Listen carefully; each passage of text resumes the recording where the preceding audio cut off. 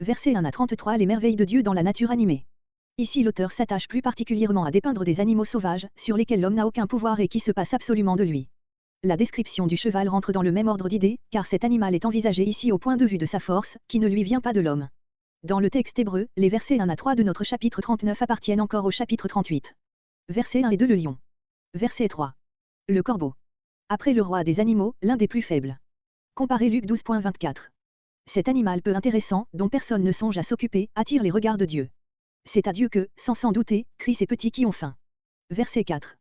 Versets 4 à 7 Les bouquetins. Les chèvres, en hébreu Jaël, d'où le nom de la femme de Héber, Juge 4.17. Comparez Dorcas, Acte 9.36. Chèvre des rochers, Capra sinaitica, femelle d'une sorte de bouquetin assez semblable à celui des Alpes et des Pyrénées. Il vit dans les rochers du Sinaï, dans l'Arabie pétrée, sur les rives de la mer Morte. Les petits grimpent sur les rochers déjà quelques heures après leur naissance. Les petits des biches deviennent forts une huitaine de jours après avoir été mis bas. Verset 7. Voilà des familles qui sont vite élevées, sans que l'homme s'en mêle. Verset 8. Verset 8 à 11. L'âne sauvage ou onagre ne se trouve pas en Palestine, mais bien dans les déserts voisins. Il a une structure plus noble et une taille plus élevée que l'âne domestique. On n'a jamais réussi à l'apprivoiser. Il est le type des animaux qui, non seulement se passent de l'homme, mais encore ont en horreur tout ce qui porterait atteinte à leur absolue indépendance. Voir Genèse 16.12 et Osée 8.9. Qui a donné la liberté? L'onagre est-il un ancien animal domestique, un de tes anciens esclaves, qu'un jour il t'aurait plu d'affranchir? L'onagre, littéralement, le coureur. L'âne sauvage, littéralement, le farouche. Verset 9. J'ai fait. Ce caractère lui vient du Créateur. De la terre salée. Voir Job 30.4. La terre salée est opposée à la terre à fruits, Psaume 107.34. Au reste, on a remarqué que l'âne sauvage se nourrit volontiers des herbes salées qui croissent dans les steppes de l'Arabie et de la Syrie. Verset 10. Il se rit du tumulte des villes, où tant de bêtes de somme gémissent sous les coups des cochers, littéralement, des exacteurs. Verset 11. Il erre, peut-être au loin, mais il aime mieux cela que de trouver tous les jours une crèche garnie par un maître. Verset 12. Verset 12 à 15 Le buffle. Le buffle voudra et il te servir. Non pas le buffle ordinaire, Bobubalu, qui, à la vérité, se trouve en Palestine, dans les plaines marécageuses du Haut-Jourdain et qui s'emploie au travail des champs Mélorix, sorte d'antilope plus grande et plus forte que la plupart de ses congénères, atteignant la taille d'un bœuf et tenant, pour la forme, le milieu entre cet animal et les autres antilopes. Verset 13. Avec une corde pour le faire labourer. Littéralement, au sillon de sa corde, c'est-à-dire au sillon qu'une corde l'obligerait à tracer. Nous disons de même être attaché à la glèbe. Verset 15. Pour amasser tes semailles, le produit de tes semailles. La réponse à toutes ces questions est sous-entendue, mais elle serait négative, parce que l'homme ne peut rien contre les instincts primordiaux des animaux. Verset 16. Verset 16 à 21 L'autruche.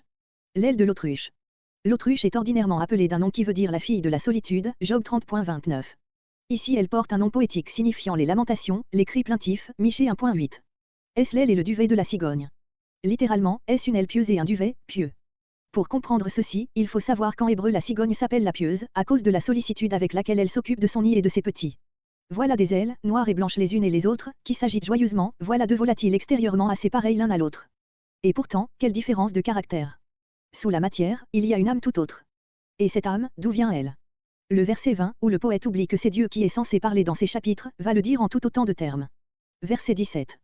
Non, elle abandonne ses œufs à la terre, elle ne se donne pas la peine de faire son nid et couvre hâtivement ses œufs. Verset 18. Chez les autruches l'incubation ne commence que lorsque les œufs sont au complet. Jusqu'alors ils sont à l'abandon. Et même ce n'est que les derniers jours que la mère commence à couver fidèlement. Verset 19.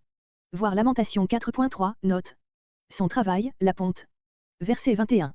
Quand elle prend son essor, littéralement, quand, à l'occasion, le moment est venu pour elle de fouetter l'air. Elle se rit du cheval. Cet oiseau ne s'envole pas, mais court et court plus vite que le meilleur cheval. C'est ainsi que le poète l'a fait sortir de la scène, en même temps qu'il prépare ce qui suit. Il y a dans cette description des trésors de poésie et dans cette transition un art consommé. Verset 22. Verset 22 à 28 Le cheval. La force. Il s'agit ici du cheval de guerre, le mot que nous rendons par force signifie proprement vigueur et bravoure. La cavalerie est tenue en réserve au commencement de la bataille, les chevaux sont impatients de prendre part à l'action. Crinière frémissante. Dès que le cheval arabe entend le cri de guerre, ses yeux s'allument, ses naseaux s'ouvrent tout grands, sa crinière se soulève. Verset 23. Voir Joël 2.4, note. Verset 24. Il creuse le sol, littéralement, il creuse le sol. On voit toute la ligne de bataille. Retenus par leurs cavaliers, ils frappent la terre avec impatience. Verset 26. Brille la lance et le javelot, du guerrier qui le monte. Littéralement, brille, la flamme de la lance et du javelot, c'est-à-dire leur fer qui étincelle au soleil, Nehum 3.3. Verset 27. Il dévore le sol, littéralement, il boit, il engloutit la terre. Nous disons, dévorer l'espace. Verset 28. À l'ouïe de la trompette, littéralement, tant que, ou bien, à chaque fois que la trompette retentit. Il dit, hurrah. Nous rendons ainsi une interjection joyeuse, et H, qui se retrouve dans le latin, E accent aigu A. Les cris des chefs, littéralement, le tonnerre des chefs. Verset 29. Versets 29 à 33. Les oiseaux de proie. Les éperviers sont, pour la plupart, des oiseaux migrateurs. Est-ce l'homme qui leur donne au bon moment le signal du départ? Verset 33. Là où il y a des tués. Certaines espèces d'aigles s'attaquent aux cadavres, Matthieu 24.28. Au reste le mot nécher, que nous avons rendu par aigle, peut aussi s'appliquer aux vautours. Verset 34. Versets 34 à 38. Conclusion du premier discours de l'Éternel. Dieu n'est pas entré dans une discussion avec Job, il s'est borné à l'étourdir par l'énumération des preuves de la toute-puissance et de la toute-science divine. Après une pause, pendant laquelle Job ne songe point à répondre, il reprend la parole, tel est le sens du verset 34. Dans le texte hébreu, le chapitre 40 commence à notre verset 34. Verset 35. Le censeur, qui vient de mesurer la distance infinie qui le sépare de son Dieu, est-il encore disposé à plaider avec lui? Répondent. Littéralement, répondent à ces choses. Verset 36. Verset 36 à 38. Première réponse de Job.